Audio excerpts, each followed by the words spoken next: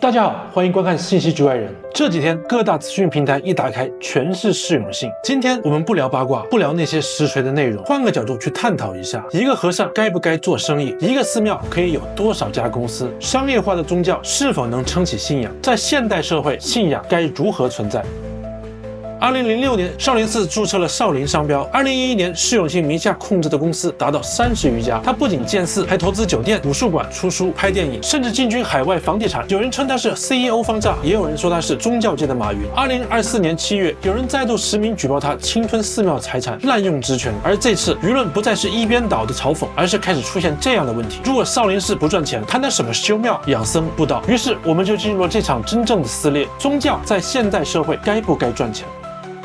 很多人认为寺庙靠烧香钱就够了，但你知道吗？中国有些寺庙的电费1个月就要10万，少林寺每年接待游客300万，靠香火根本养不活维护团队。更现实的是，佛学院、僧人医保、寺庙古建筑修缮、公益布施，这些都需要稳定的资金来源。而释永信推动的少林文化产业，确实在一定程度上让佛教活在了21世纪的资本世界里。所以问题并不是他赚钱，而是宗教赚钱的边界在哪？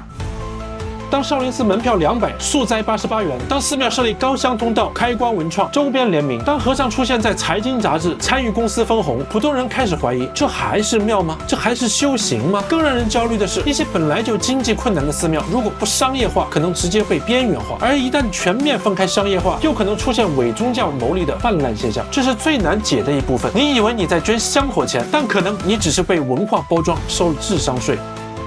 有人说国家应该监管寺庙商业行为，也有人说市场自然会淘汰那些只想捞钱的庙。但现实比你想的更复杂。释永信在2010年就已经成为了全国人大代表，多个寺庙运营公司注册在宗教事务局对面。宗教商业化往往牵扯的是地方财政、文旅招商、信众稳定。而这次释永信事件之后，国家很可能会加紧对寺庙经营活动的监管，而这又会带来另一个冲击：那些原本就经营困难的小庙还能活得下去吗？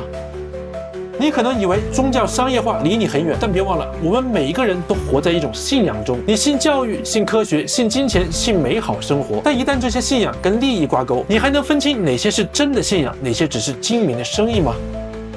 我们今天讲释永信，不是为了追一个和尚的人设崩塌，而是想问你一个问题：信仰在当今社会还能只讲信仰吗？如果它必须靠商业养活，那它和商业宗教的边界你能接受吗？如果你也有思考，欢迎在评论区下留下你的看法。你的一条评论可能会点醒一个沉默的观众，也欢迎转发给你身边思考过这个问题的朋友，我们一起找回信仰的判断力。好了，这期节目就到这里。如果你也喜欢我的内容，请关注、点赞、转发、收藏，咱们下期再见。